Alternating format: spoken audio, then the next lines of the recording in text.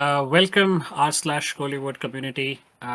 This is the r/Kollywood podcast, and we are super excited to be back with another exciting podcast episode. This time, something slightly different.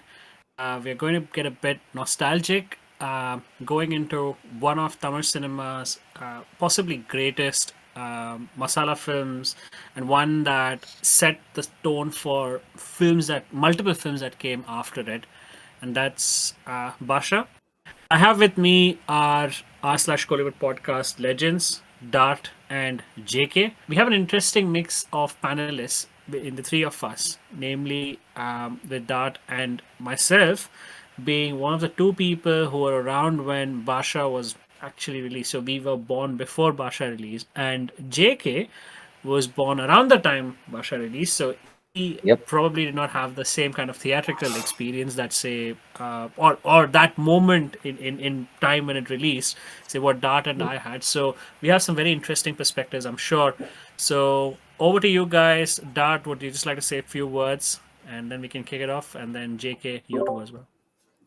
So, hey guys, nice to be back for another podcast. I think this is our seventh or eighth podcast and our second one in 2025. So, yeah, very, very excited to be here.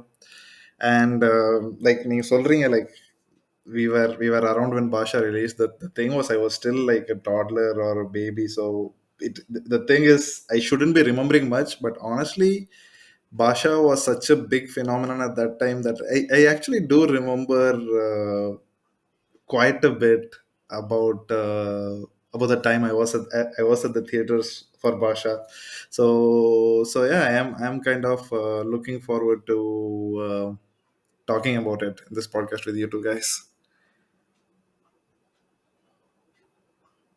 Yeah. So, as Siege mentioned before, I wasn't born when Basha released. It released in January 1995.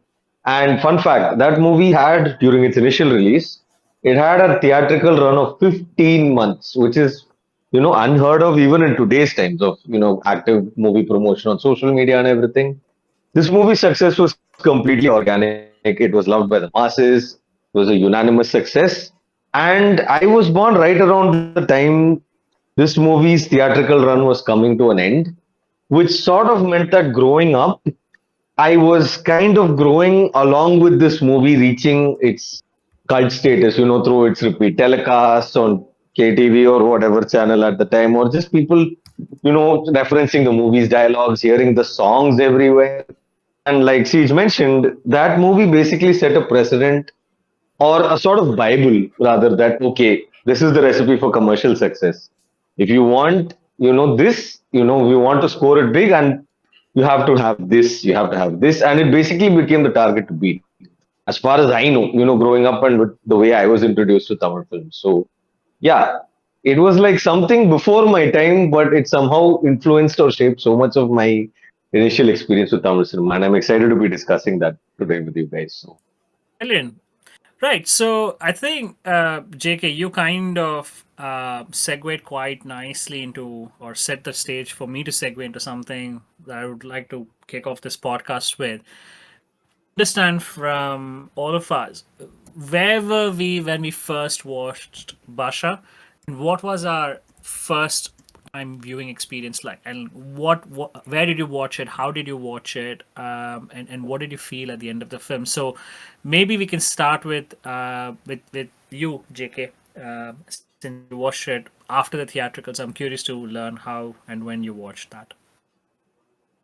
I think my experience was similar to a lot of other people born in the same sub generation as me, like the last batch of millennials. Since we were born around the time this movie came out, or rather, this movie was kind of wrapping up its meteoric run at the box office. The first time we saw it would either be during a telecast, or we'd be sitting and watching it with our parents who are, you know, uh, of the first generation, or rather the second generation of Rajini variants in the family. On a CD or a VHS, yes, those things existed back then. That's quite a time capsule for you guys. So, yeah, or something of the sort, right? So, I remember watching it, I remember watching, other people in the family sitting and being like, yeah, this movie is the shit when it's on TV. Or like, just if all the family kind of like got together, and obviously Netflix and all wasn't a thing back then. So yeah, you only used to have like a couple CDs, that you could sit and watch, and family entertainment even narrowed down those choices even more. So Basha was like the go-to. You could just pop it in the CD player, have fun, watch it, relive a few of the mass moments that hit super high every time, and just have a great time. So yeah, I think yeah, the first time I watched it like proper was when I was pretty young. I mean, like my age was still in the single digits. I don't exactly remember, but yeah, I remember sitting and watching it with my dad, at home, and he was also in his peak Rajini phase. Because it was the 90s, end of the 90s, it was all the craze, right? So yeah, that was my first experience, and even then I was mind blown. My tiny pea-sized brain was mind blown. Like, what is this sensory overload that I'm getting? Yeah. Interestingly, JK, since you mentioned the TV telecast of Basha, right? I distinctly remember for the very first time it aired on Sun TV. It was, I believe, Diwali around 98 or 99. Memory serves me Mm, right. And அந்த yeah. காலத்துல தான் I think you guys might have experienced it. ஒரு படத்தை வந்து எதுவும் பெரிய படம் வந்து ஃபர்ஸ்ட் டைம் டெலிகாஸ்ட் பண்ற போச்சே they would more Yeah, yeah. 2 மணி நேரம் படம் வந்து 5 மணி நேரம் போகும். Right. Ad break அது இதுன்னு போட்டு பட் ஆமா. அது கூட வந்து people would sit and watch and அதெல்லாம் போட்டு சாவடிப்பாங்க. ஆனா பாஷா வரப்போச்சு, I still remember I was in Bangalore, not the theatrical, so the TV release. Literally, and it was a street which is full of Tamil people. நாங்க இருக்கிற இடம். Or I was visiting my cousin appo. Literally, no one stepped out for the 5 hours that they telecast that film. It was that impactful. I'm pretty sure most people who were watching it on Sun TV had already watched it like maybe 10, 15 times in some shape or form, either in the cinemas or Yeah, in VHSs or yeah. whatever. Good Right. point. So It's that it's நீங்க a சொல்லுங்க. parallel to Sachin being in the 90s. In the 90s, nobody's. Yeah, uncanny, right? Yeah. Yeah, yeah. You had to be there to experience it, kind of thing. But yeah, sort of that kind of thing. So yeah, எனக்கு வந்து Basha, I think I am what I am today kind of because of my first movie experience with Basha. எனக்கு first time பார்த்தப்போ, even though I don't remember much about the movie because of how old I was, I kind of remember the meta influence of Basha, which kind of defined my life. Like I became a fan of stardom because of Basha.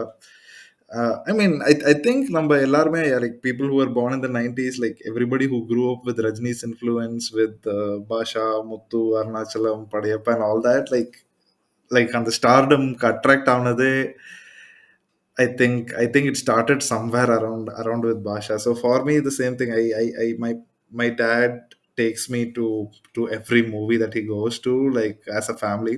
So now family by Pado, but as a kid, I even more than watching the screen, I was like watching the people who are around shouting and hooting for everything that Rajni was doing, and that was a mind-boggling experience for me for the 2.5 hours to 3 hours that I was in the movie theater. So, but that definitely has started. It started for me, like me watching like first day first shows of like hundreds of movies in the next 20 years. Everything started because of Basha. So it is a landmark milestone movie for me, that in that sense at least.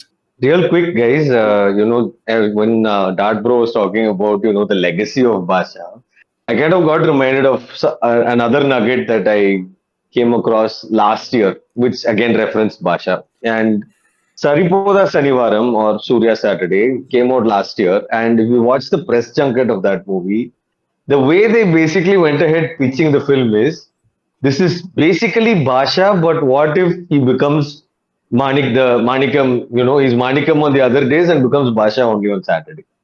And that kind of gives you an idea of just, and Saripova Sanivaram obviously was kind of touted as an out and out commercial movie.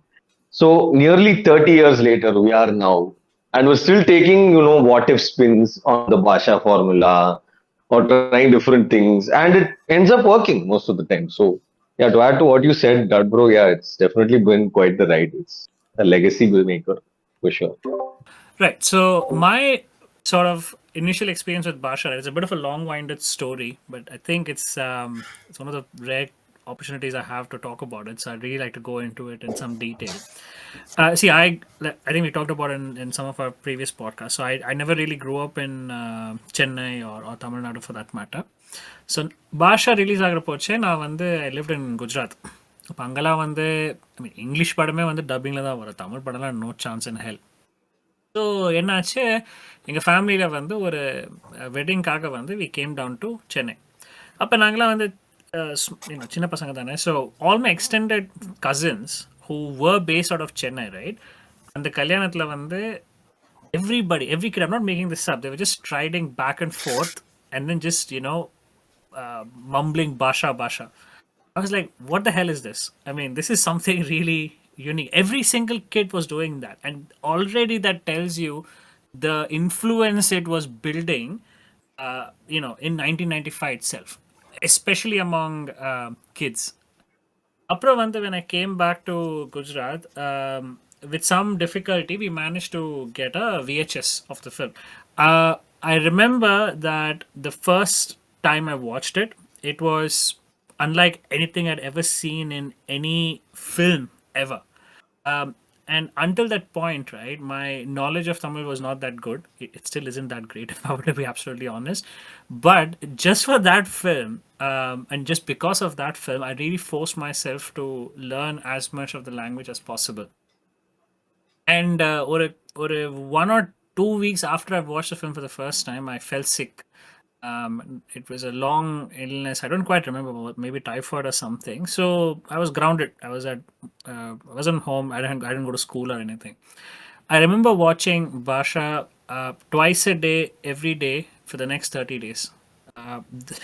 And interestingly, என்னோட VHSல வந்து the climax வந்து கொஞ்சம் வந்து ஒரு பாயிண்ட்ல வந்து cut ஆயிடும். There's a point where we'll talk about it when we get into the film.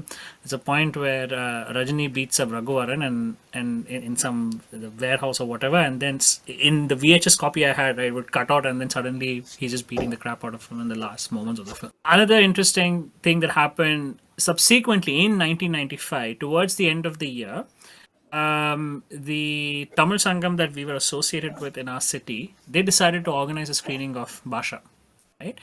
And obviously, அந்த காலத்துல வந்து you don't have UFO or Cubeலாம் கிடையாது. So they would import and the actual reel from the distributor, and அது எப்போ கிடைக்குமோ ஒன்றும் சொல்ல முடியாது. They got the reel and they screened it in a pretty backward ass theater, for lack of a better word. And I'm not making this up. People literally came from 3 to 4 different cities, and in the end, there was an absolute stampede. And that was my first sort of Tamil cinema mass moment in some sense, right? The silra sedara odathu, aprom vande whistle adikradhu, that was the first time I experienced it. And for a film that was already 1 year old at that point, Muthula release ayatappo. I mean, you can tell, it was already that late. So yeah, that was my experience with Baasha. Started off with the pop culture moment in a wedding. Followed by me experiencing the film in VHS and then getting the theatrical experience almost a year later.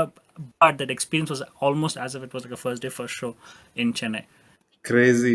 I was telling something similar. Like that was the first time I was in a movie theater where people were actually whistling and hooting, and that energy somehow transferred into me. And honestly, after 30 years, it still hasn't gone away. That is what Baasha has done to me. Like that energy which it brought in Yeah. when I went into the And theater for the first time, it's still in me.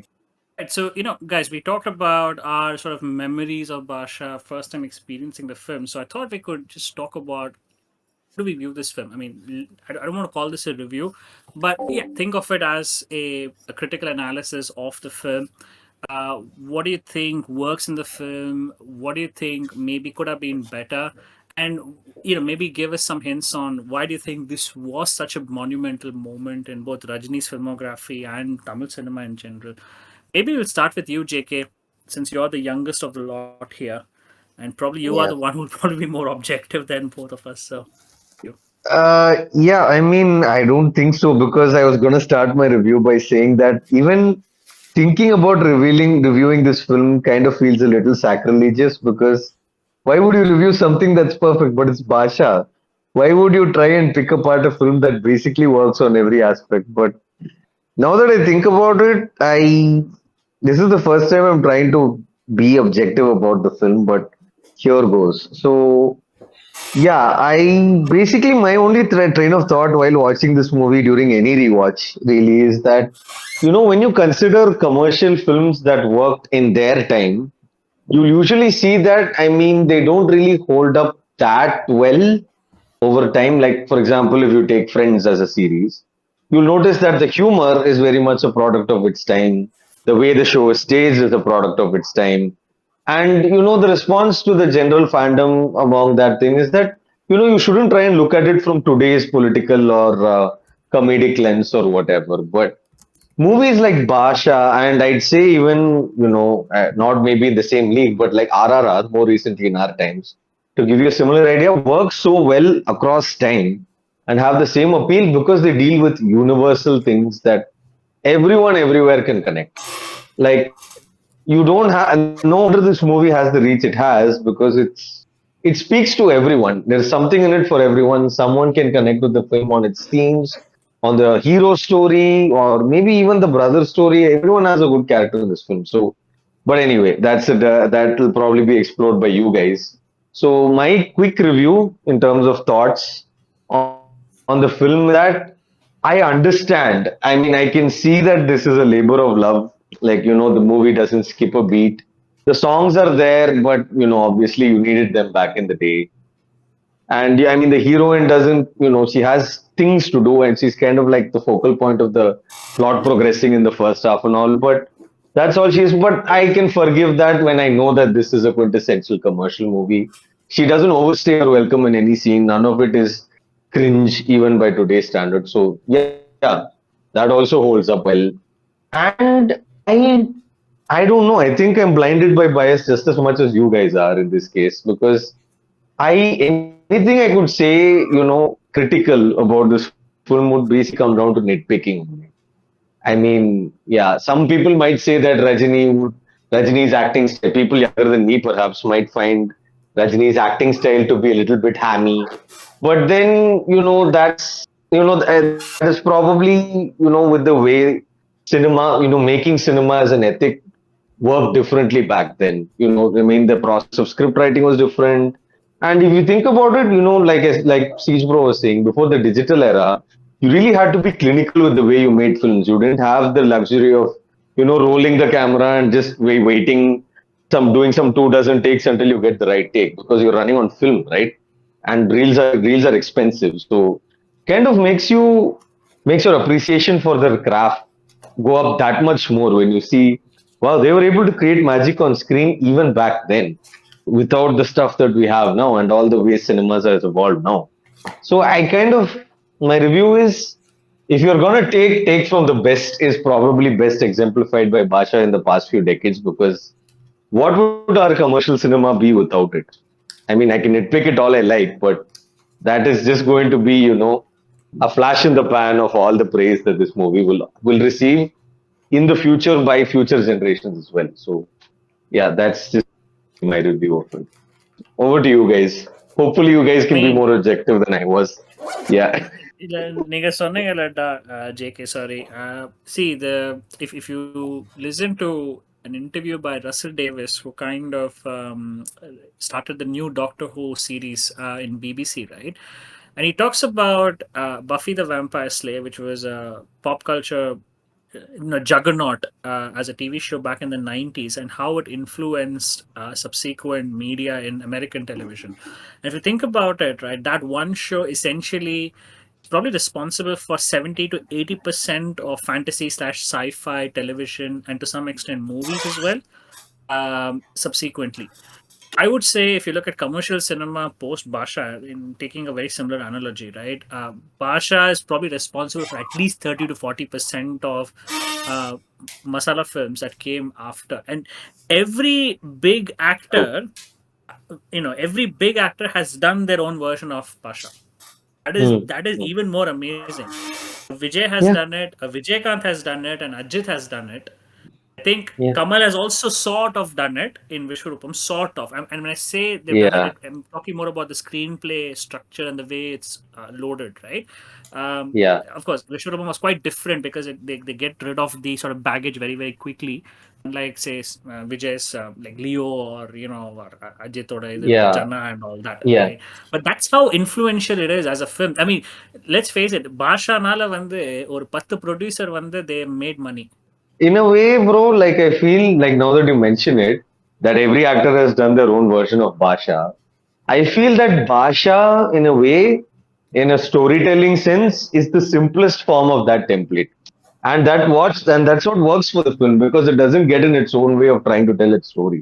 There's no, underhanded or heavy-handed twists that you're supposed to wrap your head around.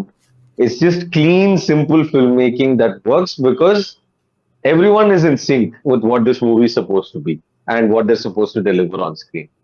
There's no second guessing, there's no doubt. And maybe that's why movies like Leo don't end up working because they try to do so much different that they kind of lose the plot, essentially of this, what makes the Basha dynamic so effective in terms of storytelling. So, So That நீங்க சொல்லுங்க. yeah, from my end, I mean, I'm not a very good reviewer of movies and stuff, but Basha as an entertainer for me, it has always achieved what it has achieved. The rewatch volume, like நீங்கள் first time கேட்டப்போ experience கேட்டிங்களா, எனக்கு பாஷா தேட்டரில் பார்த்தது எவ்வளோ ஞாபகம் இருக்கோ அதை விட எனக்கு சன் டிவியில் பார்த்தது தான் லைக் ஃபார் தீபாவளி ஒரு பொங்கல், லைக் நீங்கள் ஃபர்ஸ்ட் சொன்ன மாதிரி தான் லைக் நடுவில் பட்டாசு வெடிச்சிட்டு இருப்போம். But and I will be having so much fun. But அதெல்லாம் விட்டுட்டு நாங்கள் like all our cousins everybody will go and aggregate like in front of one small 21-inch TV and watch Sun TV for 5 hours and go and burst firecrackers in between when there are like ads and stuff. So even when you're having so much fun, you're still going and watching Basha, even though you have already seen it like 3-4 times. So the movie as an entertainer never fails. Like the same thing. Like even when I was watching it for this podcast, it was like ஒரு scene முடிச்சுட்டு அடுத்த scene like I'm like when can I forward, like forward பண்றதுக்கு இடமே இல்லை. Like every scene still holds some value to script and also to the entertainment value. So every scene has yeah. something to offer. And like you சொன்ன மாதிரி, like the word you used, I really liked it. Like the movie is very simple. It is like இவ்வளவுதான் இவ்வளவுதான், இந்த character இதான் பண்ணோம், இந்த character இதுதான் பண்ணோம். அது இல்லைனாலுமே like I think again like நீங்க சொன்ன மாதிரி I feel part of the magic of Basha lies in that, and the rewatch value of Basha lies in the fact that என்னன்னா somehow through the magic of cinema, the sum of the parts is greater than the whole product here, which is why even if you pick apart one scene, like that scene will have infinite loop value. You'll just get the same goosebumps again and again. And yeah, this is not a film that you dissect and it somehow falls apart at the seams because it's just that well made. It's just that well made. I just can't really nitpick it anymore with that. The other thing, right? See, even scenes in the first half that are, for lack of a better word, softer scenes or scenes which don't really drive the plot forward, I think it plays a very important role in establishing the characters and the supporting cast quite well. I mean, you can question and if I take a Yeah. scene where Rajni right after that infamous or famous medical college scene, it's when he finds the Hmm. other sister meeting a boyfriend and then they go to her future Hmm. in-laws and then whatnot, right? You'll think என்னையா இது Yeah. ஒரு scene சும்மா சும்மா இவர் அப்பா சத்தியம் அப்பா கிட்ட சத்தியம் கொடுத்தாரு அது உட்காந்து பண்றாரு. Let's get to the there's something we want to know. who is மாணிக்கம், அவரோட பாஸ்ட் என்ன, பாஷா யாரு, you want to get into it. Hmm. But it's so important because it contrasts everything that happens in the second half so brilliantly. Yes. Here is a guy It's the நக்மாவோட pacing also. yeah, Yeah. ஆமா Amma. இது பேசி அவர் நக்மாவோட நீங்க Indian ஆச்சு அந்த மாதிரி ஒரு ஒரு ஒரு மாதிரி so call cringe comedy as kids nowadays would call it, அது பண்றாரு. Yeah. And Hmm. then you go to the second half when you really see what he really was and the level of intensity The that contrast, he yeah. carried, the It's just contrast night and day. works. It works because of these extra scenes in some sense, right? Yeah. And to me that is what really makes this film so powerful in many ways.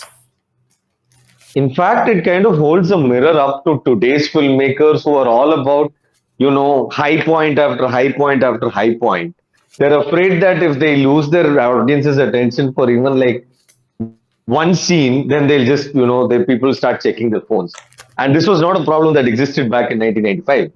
So I don't know for better or worse. I don't know whether what causes which. That's probably a larger debate. But those scenes that Siege mentioned, they work so well because they get us to care about the characters by humanizing them. And even though this is very much a Rajini star vehicle, every character gets their moment to shine. Every single one. Raghuvaran gets like two, arguably the next lion's share of the moments to shine. But no other. It's not the case where there are any gratuitous cameos or சும்மா இவங்க star வேல்யூக்காக தான் இவங்களை cost பண்ணிருக்காங்க. Like in a certain other movies are very likely to do these days. எல்லாமே like, and it also helps us breathe I in won't between be the mass kidding. I moments won't be because kidding, bro. So I was watching Baasha today. நான் உட்காந்து like first சீன்லாம் mm, ஆட்டோலாம் வரும்ல. So ஆட்டோல பின்னாடி ஆமா இருக்கிற வீடு number, house number, I was like சரி எங்கேயாச்சும் ஏதாவது குறிக்கோள் இருக்குதா, ஏதாவது 95, ஏதாவது decode பண்ணுவோம் I was decode actually பண்ணலாம். doing that and I couldn't find anything. ஒரே ஒரே ஒரு டீகோட் நான் சொல்றேன். அந்த அந்த சொல்லுங்க. தியேட்டர் முன்னாடி வந்து ஒரு ஒரு சீக்வென்ஸ் இருக்கு. அந்த தியேட்டர்ல வந்து ஜுராசிக் பார்க் ஓடும் ஆமா. முன்னாடி. அதான் ஒரே ஆமா இட் டெல்ஸ் யூ ஆமா it tells you when the movie was shot. Because Jurassic park வந்து yeah, it that's fair. released in India like late 93, 94. அது ம். வேணா சத்யா பாருங்க. தியேட்டர் தானே அது. ஆமா சத்யா தியேட்டர் திங்ஸ் ஆமா சத்யா தியேட்டர் தான். ஆமா அது. That was the only curricle in that scene, to be very honest. yeah. எனக்கு வந்து இல்ல, see what I think works very well in Baasha, and which I think is the reason why it stands out so well in other, versus other masala films, right, is the fact that it's a very solid drama at its core. I mean, it's not a film that is built on meta references. It's not a film. Mm, Also, the timing matters, right? Because see, let's face it, Rajni was on the cusp of becoming this larger than life figure. I mean, Baasha was the one that yeah. really took him to that point. I get it. Cemented it. And Yeah. exactly. So and but the fact is that was its biggest strength as a film, because he's not playing Rajni in the film, whereas in a Hmm. jailer or whatever, right, he's playing Rajni for all practical purposes. Right. Yeah. The same thing with Vijay and Gilly. Like in Gilly la வந்து Vijay is playing Saravanan Velu. அவ்வளவுதான். So Yeah. Vijay in Goat is playing Vijay. That's a Yep. fact, right? Basha Yeah. did not have that baggage. At the same time, Vandila, it allowed the script to really humanize the character and to also show him really vulnerable at points in the first half, especially. And the Kambat Ladikara sequence la vandilla, see, I think Suresh Krishna Hmm. talked about it with Baddy and whatnot, and Mari like Aram Veerappan அவர்தானே producer. He was like, நீங்க இதெல்லாம் போட்டீங்கன்னா வந்து You theater can't have screening this. கொடுத்துருவாங்க. ஆமா, you can't have all this. But they Hmm. believed in that thing. And see, any person of Rajni's stature, even before he became this larger than life figure, would have thought twice about doing that particular scene. But on the moment, him getting beaten up with that music and that and the lyrics order and the way it contrasts to the interval bang, right? That and you earned that interval bang because you had this moment Hmm. previously. And Yeah. similarly, the second half works so well purely because we spent the first half firstly building up this Baasha character, but at the same time, it's a very the volte face in terms of characterization between Manikam from the first half and Baasha in the second half. Manikam in the second half, which you get to see in the flashback, is very similar to Baasha for all practical purposes, but it Yeah. tells you that level of characterization that they managed to bring in, and the fact is the screenplay takes its sweet time to get to that. At the same time, what it does so well is those individual scenes are just staged very, very well in order to get there. Hmm. Right? Yeah. I think that is the reason why it was. I mean, இப்போ கூட வந்து நீங்க just on the medical college scene, if you watch it in isolation, you can appreciate that scene as a scene, just purely as a scene without any context. You can appreciate the sort of build up. You can appreciate Rajni's subtle, but there's a very subtle acting. And by the way, this movie, right? I think Rajni, he's very expressive. Yes, very expressive eyes. But I think Baasha வந்து in the 90s la வர படத்துல வந்து this was a film that really exploited that, the way he communicates Yeah. with his Yeah. eyes. That was unparalleled, especially in the medical college scene. There's a split second where you see Manikam turn into His Baasha and then eyes. back into Manikam. His eyes, just his Yeah. eyes. அந்த மாதிரி ஒரு performance and just the sort of scene staging, it tells you that, like you said, JK, it's a labor of love. There's a lot of thought put into all of it. That's why the scenes work in isolation as well, and then of course within the broader, context of the film when you watch it, I would say. I mean, for me, this was the pinnacle of Rajini's filmography. It still is. I mean, sure, people might say, they might say Indiran is better, or people from, I don't know, the 80s or 70s might say a lot of his earlier works like Mullum Malarum and Arland Yeah. Aruvare, those films are much better. See, as pure um, for Cinema. pure drama or pure cinema, yeah, they're probably definitely better. But I think Baasha works as a drama for one, but at the same time, it's probably the most fulfilling film in Rajini's filmography, in my opinion. I Yeah. think any movie that you watch of Rajini's post Baasha, you can probably say maybe, okay, it worked for me either 80% or 90%, maybe 10-20% some things didn't work, right?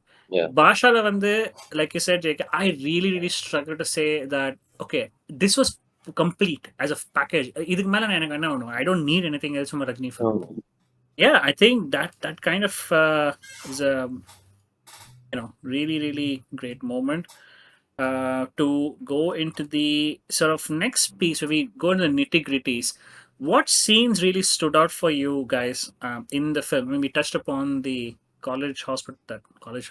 sorry, medical college scene, that to me is, of course, the pinnacle of Baasha in many ways. But there are also some other great scenes and moments in the film. So could you maybe just talk a bit about moments or scenes that really resonated with you? எனக்கு sure. personally, for me, Basha, I mean, of course, the medical medical college scene is the pinnacle for me too. But for some reason, I always have enjoyed the scenes between Nagma and Rajni. So, like, starting right from like the first auto ride and them going together, like Indian Achen Solradu, and she coming and apologizing when his auto gets like totally ramped up, அதுக்கப்புறம் எனக்கு like that first song where like Rajni, like he comes in different forms la, like what is that song called, அழகு அழகு alaga அழகு alaga. அழகு. நடை Yeah. Yeah. நடந்தா Yeah, so நடை for அழகு. me, That I one. Yeah. The first one. ஆமா honestly, if you ஆமா. ask Yeah. me what is, if there's only one thing that I can take from Basha, it'll honestly be that song. That song, for some reason, I have always enjoyed it so much. Just being able to see Rajni in so many different avatars, it just like 5 minutes.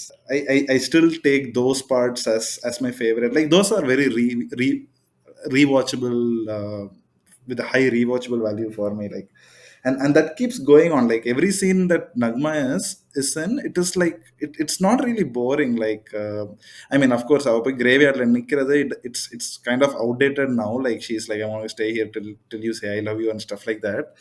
But other than that, I feel it's really enjoyable. Like the scene where that she's gonna get married to somebody else, and then Rajni comes in, and and they show the transformation between Basha and Manikam. I think that is one hell of a scene. Like, and the number of meme templates that have come out of that scene. Like especially, I remember this one. Like CSK, like even ISL when Chennai was in the finals or something, and they were going to win, and Manikam will be basically the Chennai team from football, and CSK will basically be Basha. So stuff like that. I think that is one of my favorite scenes from the movie, the wedding scene where Manikam comes in with his They were troop to cooked, get man. They were Namasan. cooked in this film. Yeah.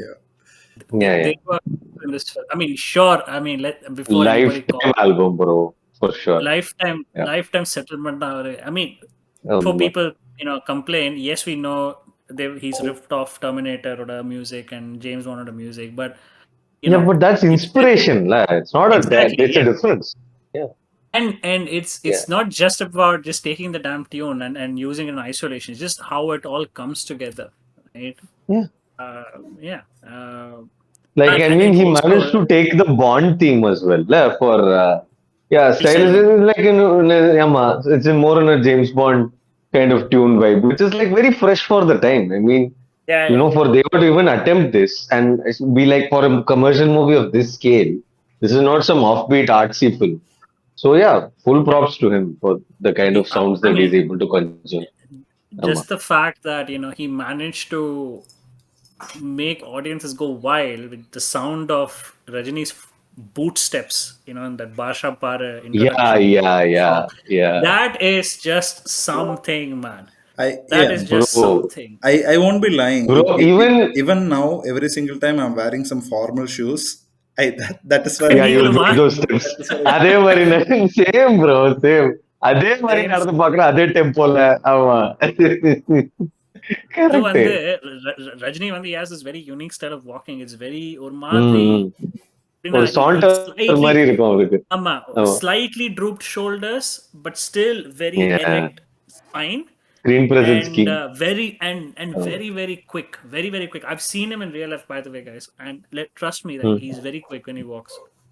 அவர் ஒரு நல்ல ஆமா. ஃபாஸ்டா நடப்பாரு. So கிட்டத்தட்ட அதே பாஷால எப்படி நடக்கிறாரு அப்படிதான் நிஜ லைஃப்லயும். I mean at least when I saw him like 10 years ago, I think now at this point.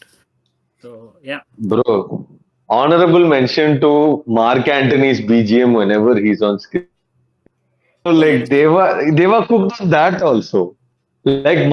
Mark Antony doesn't even have to say a word to make you feel intimidated. He's just there. And then this BGM kicks in and he's like, bro, this guy is just not messing around. You just know from the first frame that this guy means business. What a Speaking of masterclass Mark, of a shot. I mean, Yeah. speaking of Mark Antony, right? Two lines Hmm. and one gunshot, and you know this guy is serious. Yeah. That's it. Just classic. Talk about Yeah. yeah, talk about great acting, great writing, great staging. This is what filmmaking is all about, right? This is why we go to watch the Yeah. films, right? Exactly. I mean, bad news, good news. இதுக்கு மேல என்ன வேணும்? And by Well, the way, actually, I don't, commercial படத்துல villain நல்லா இருந்தா தான் bro success ஆகுது தமிழ் ஆமா சினிமால. ஆமா லைக் ஆமா மாஸ்டர் எடுத்துக்கிட்டீங்கன்னா பவானி நல்ல கேரக்டர்னால தான். ஐ ஆமா mean J D school too, but you needed a Bhavani to really up the stakes and make that conflict what it was. And same here, like that's kind of a staple in commercial cinema at this point. So யா.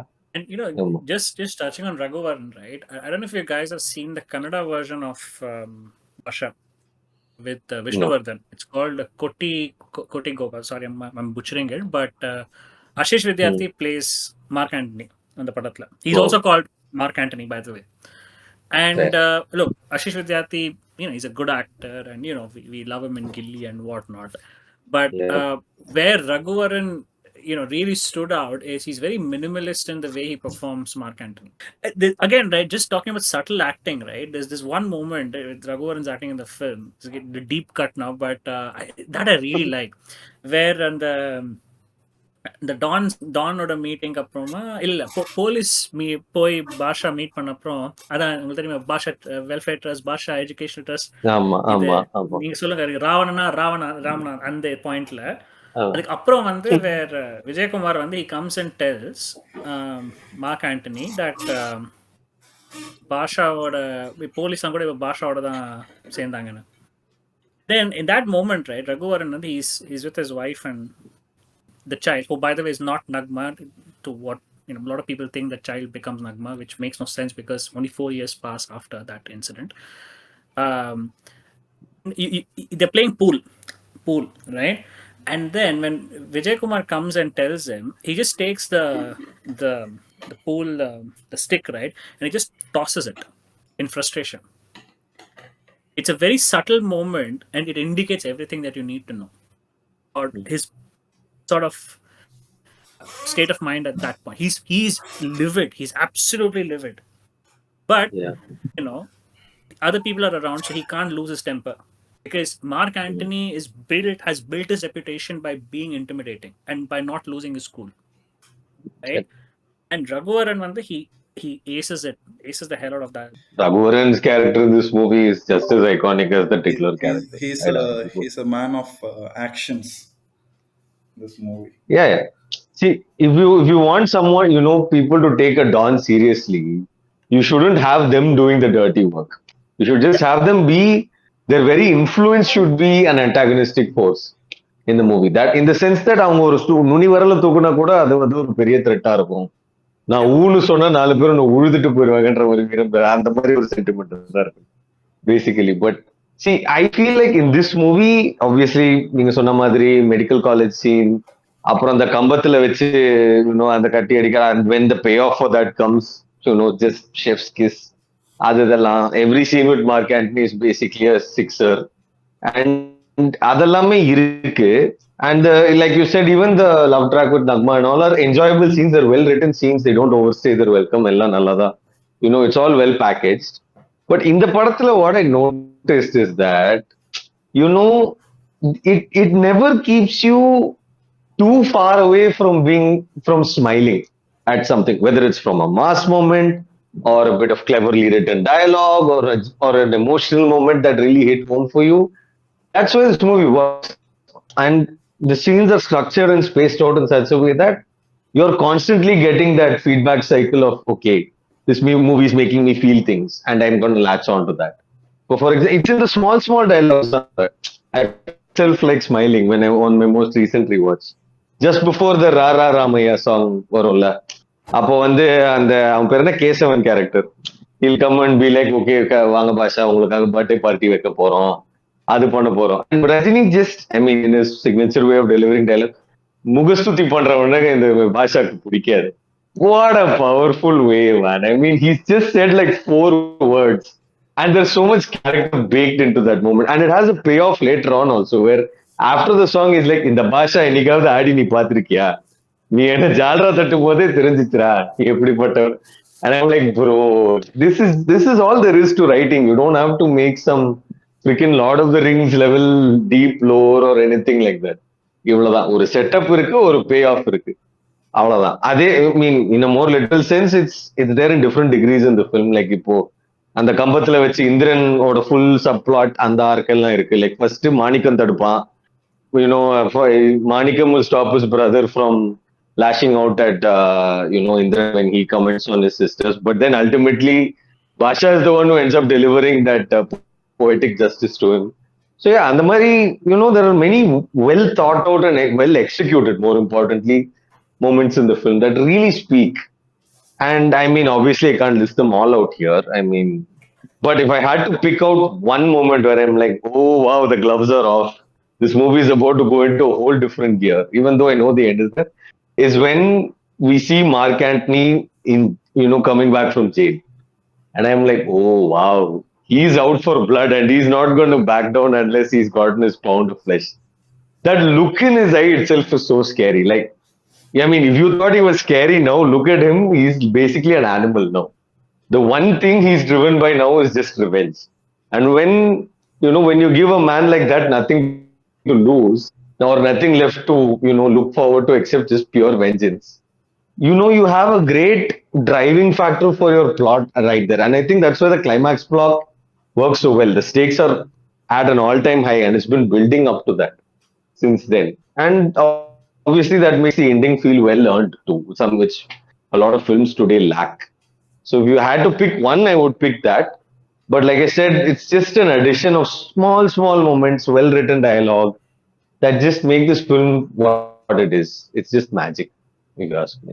நீங்க Yeah. see, you talked about the climax, right? The last scene where Kitty comes and stops Rajini and says, "Nee Baasha le, Mm. nee auto driver Manikam." Ama, Right? ama. Mm. I think that is such a great piece of character arc coming a full circle in some ways, Mm-hmm. Yeah. right?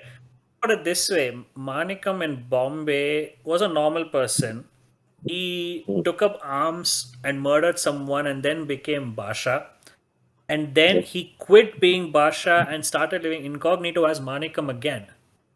But Mm. that Manikam that we see in the first half, he's still Baasha deep down in some ways Yeah. because Yeah. he's still hiding that part of his life. At that moment when The different. Kitty stops him and he Mm. refrains from killing Mark Antony, right? He in some Mm. sense goes back to the Manikam that was a friend of Anwar Basha before the whole Mark Antony thing in the end. Exactly. Yeah. Yeah. He Which didn't is have an what a Anwar great now character arc. in Madras. Exactly. Yeah, yeah. ஆமா. What a great arc. I mean, it completes Yeah. the Full thing. circle. It comes a full ஆமா. circle. And then, of course, the cherry on the cake is his brother. When Anthony picks up the Ends gun up and his shooting brother him. shoots Anthony.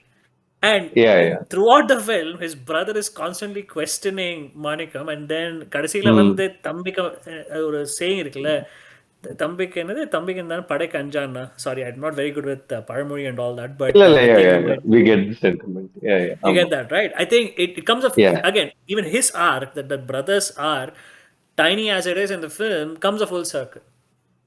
It tells ஆமா. you how much thinking has been put in, either organically or planned or whatever. But I think that's why, like you said, JK, the climax Bro, feels so burnt.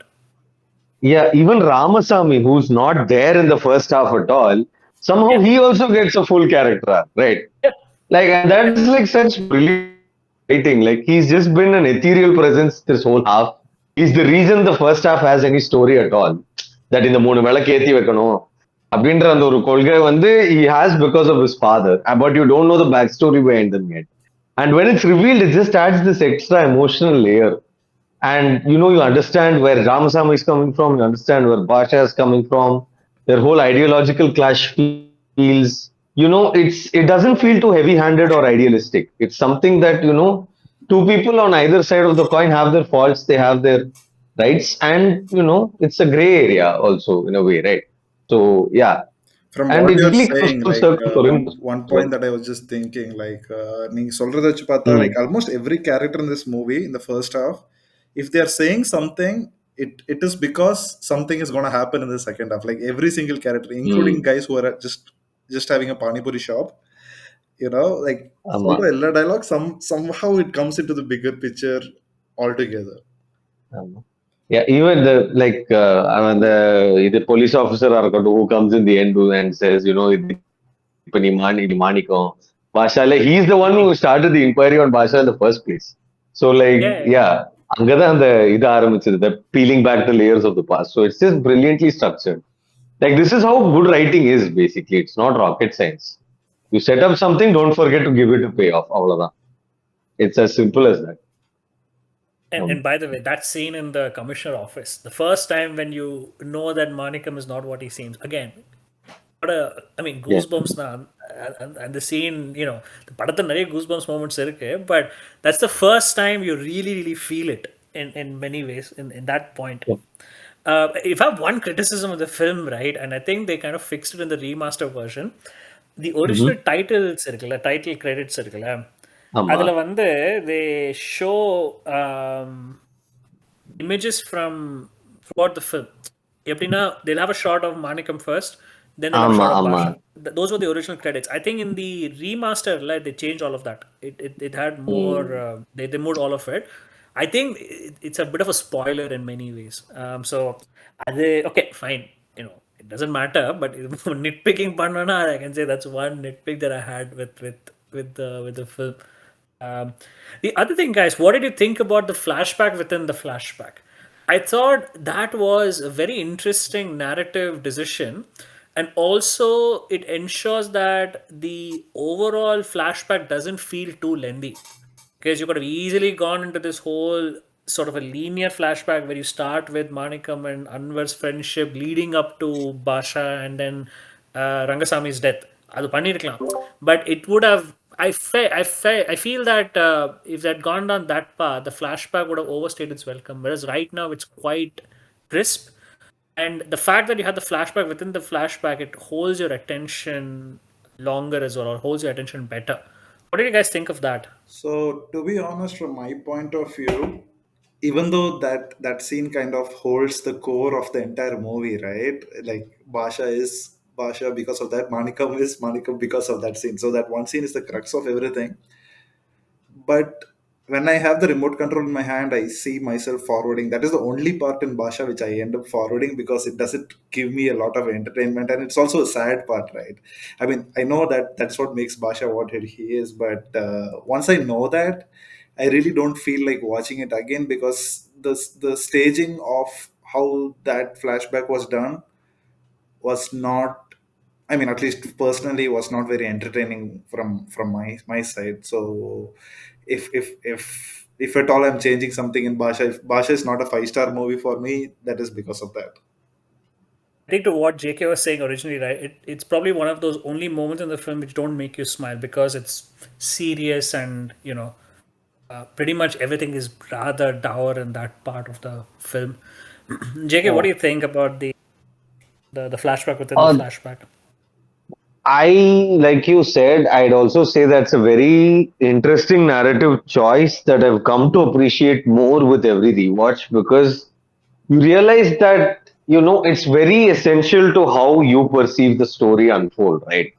Like I mean, similar to what you said, if it was one lengthy flashback, the character of Anwar Basha would not have as much weight because, when you're focused on these two characters, that okay, you set up an enmity, Anwar Basha will fall by the wayside because your mind is already just fixated on those two guys. Okay, இவன் யாரு okay செத்துட்டானா I mean, okay, well, of course, predictable சொல்லிட்டு போயிட்டே இருந்திருப்பாங்க. But what the flashback within a flashback does is it's set up in a way that it's answering a question that the screenplay has organically set up. Okay, இதுதான் இது இப்படி ஆனதுனால இது இப்படி நடந்துச்சு. And that's why it doesn't feel forced. I mean, it's like you said, it's a very grim thing. But like you said, since the two halves of the film are very cohesive as they are, it works. That kind of tonal shift works. ஆனா எனக்கு என்ன தோணுச்சுன்னா that I don't know, maybe because we're conditioned to expect these things and that this is a commercial movie, or expectations are predefined. You kind of find yourself feeling, okay, I know how this is all going to turn out because we're essentially looking within the past. So, okay, but thankfully, the emotions are sold very well.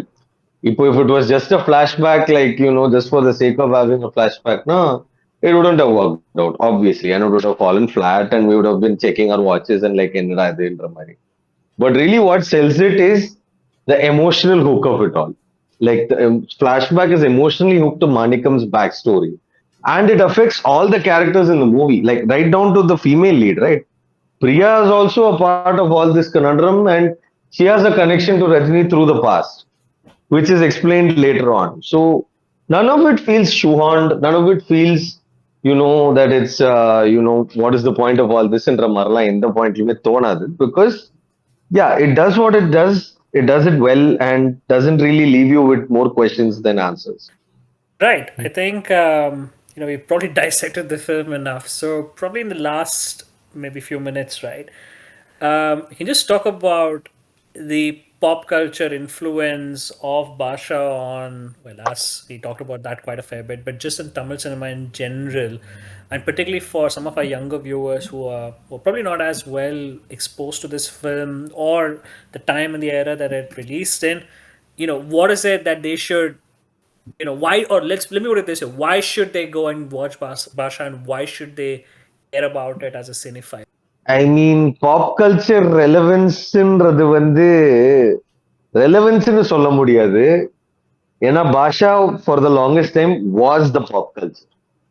It set the benchmark in so many things. Like இப்போ நம்ம முன்னாடி சொன்ன மாதிரி, everyone since that movie, every major actor has tried their own template of Basha.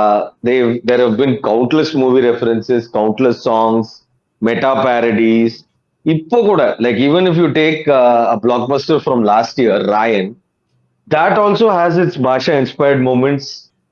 Like if you would argue, they're not like, it's not a drastic character change like Manikam and Basha, but it works on, it hinges on the same principle. Like for example, S.J. Surya கூட உட்காந்து அவன் பேசிட்டு இருக்கான், they're discussing நீயாடா போட்ட, and then he's like, விட்றான்னு சொன்னாங்கன்னா கெஞ்சி கேட்டேன் sir. And you see Dhanush's version of the medical college scene where he's like, உண்மையை சொன்னேன், அந்த மாதிரி கெஞ்சி கேட்டேன்.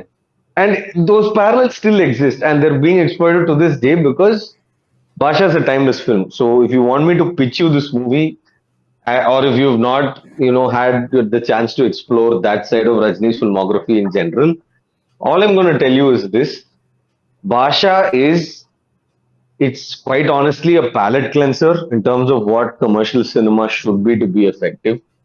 This is, at its effective simplest, you will see a commercial movie and it will leave you inspired because now that you've seen Basha, you also have the benefit of hindsight on how much it's influenced, the movies that came after. So if not anything, even if commercial movies, that kind of masala pot boiler and all is not your cup of tea, give it a watch just to sort of understand what it meant in Rajini's career and how it be and how I mean, it'll give you a time capsule back to the late 90s. That much I can tell you. So yeah, if that sounds like a fun time for you, please go ahead and watch it. Yeah. Very well said, JK. Dot, நீங்க சொல்லுங்க.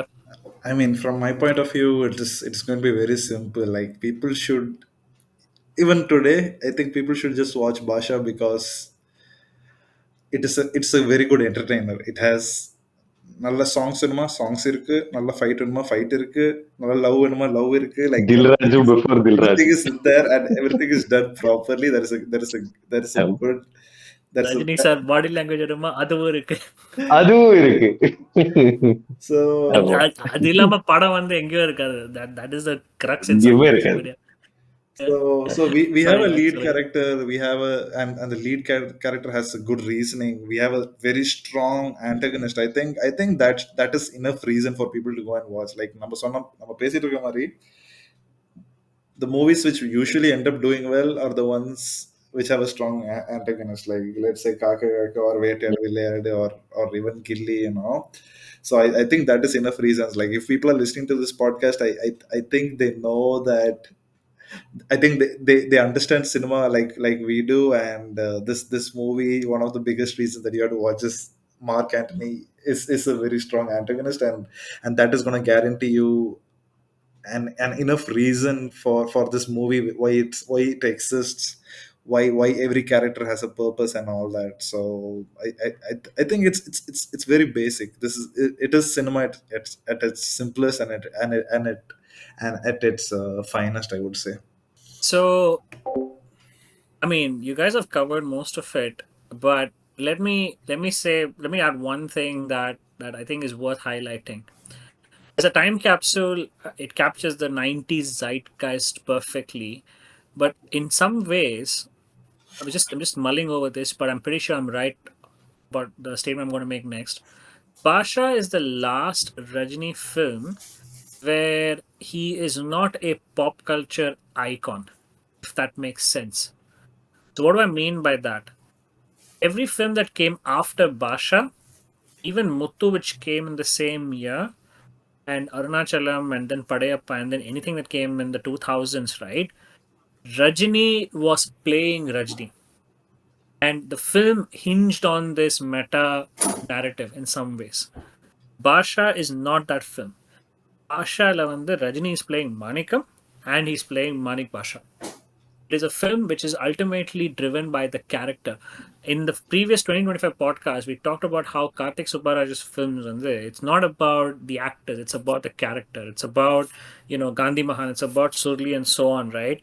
In many ways, Baasha Vande is very similar in that sense. You are seeing Rajni playing a character with a complete 360-degree shade to him.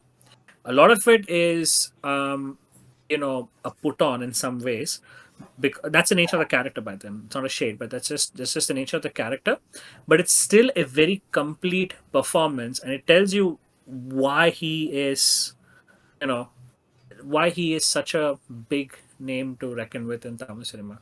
And I think guys who are not exposed to Rajini's earlier pieces of work, it's also the most accessible film in many ways.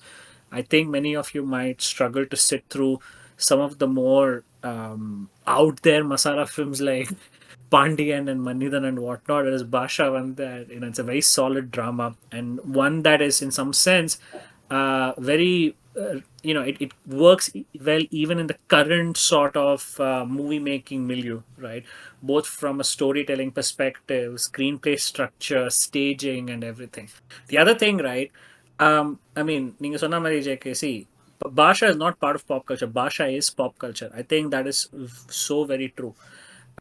Like subsequent films when they that kind of built on this Baasha template, they all ended up getting compared to Baasha.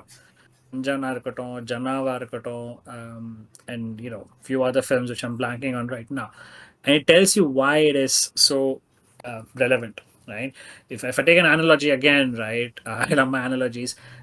Whenever in Hindi cinema, whenever a big film comes out, it's always compared to Sholay.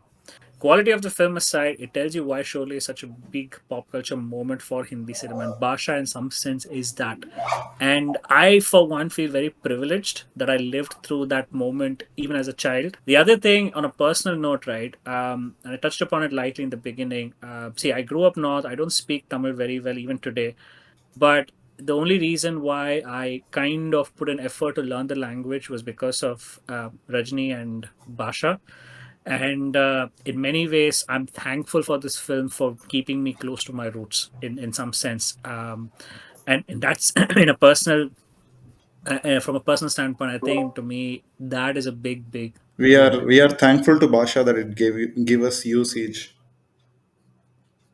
Right? Yeah, ரொம்ப 100%. big, big words, big words. Thank you, guys. Thank Right. you. I think with that, we are at the end of our podcast. We hope you enjoyed us reminiscing and to some extent fanboying over, one of Tamil cinema's most influential films. As always, we've love to read your comments and feedback. So please do send them across to us. Good, bad, ugly. We love reading them. And Mhm. then, yeah, we will be back very, very soon with another episode on the r/Kollywood podcast. Lots of exciting content coming through this year. So stay tuned and subscribe to this channel and hit the bell icon. Take care and Thanks, peace out. guys. Thank you. Thanks, Bye. guys. Catch you in the next one. Bye.